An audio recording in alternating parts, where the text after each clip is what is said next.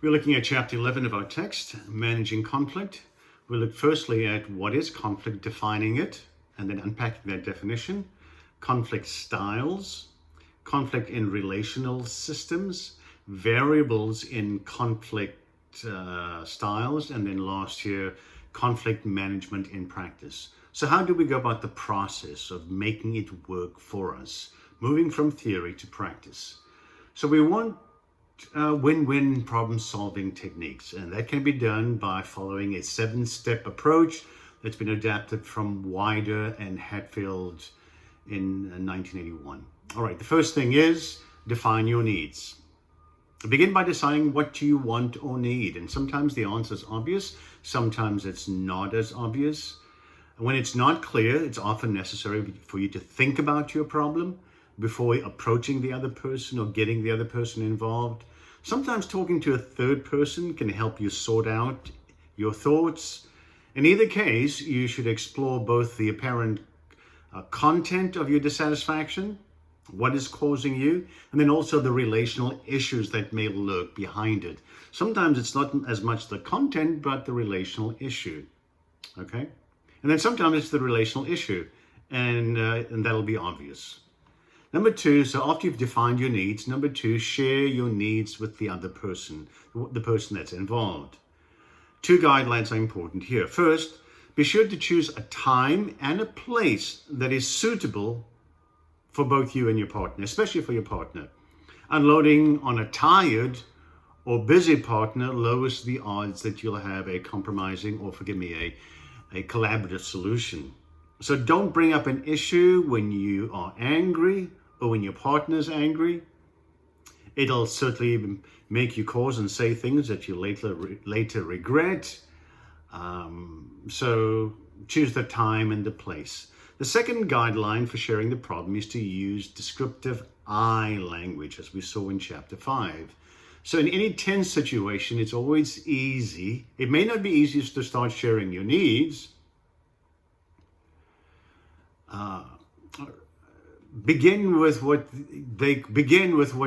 is called ritual sharing, what is preliminary casual conversation, and the goal is to build rapport, establish common ground, and pick up information. So share your needs with that person.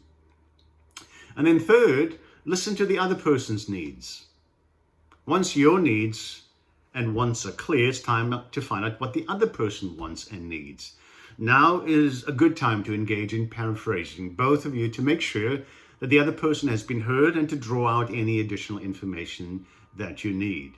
So before moving on to generating solutions, both people need to believe that they have been heard and that all the content and relational issues of the conflict are on the table. It's been discussed. It's clear. Number 4, generate possible solutions. Think of ways to satisfy both needs equally. The key to success in brainstorming is to seek quantity without worrying about quality. So as you brainstorm, say whatever comes to mind as a solution. Don't criticize at all.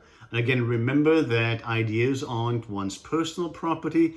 If somebody makes a suggestion, you can feel free to suggest another one that builds or modifies that.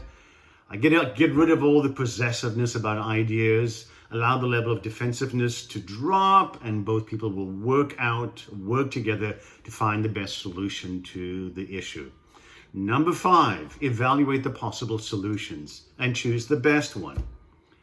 Once you've evaluated the solutions and they've been generated and you've exhausted all the possibilities, now look at how each one may satisfy your needs. You may have to come up with some criteria first for what is the best solution.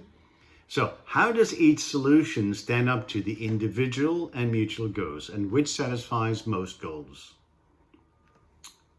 And then number 6, implement the solution. Something that's good in theory doesn't really work in practice, so you have to implement the solution. And then number 7, follow up on the solution. Don't assume that that particular solution will last forever, because people don't remain constant and circumstances certainly alter. As people and circumstances change A particular solution may lose or increase its effectiveness, so you need to evaluate the solution by following up on it. So following up can help ensure that partners are on the same page when they leave the context, when they leave the solution stage itself. All right, that's the end of the chapter. Thank you so much.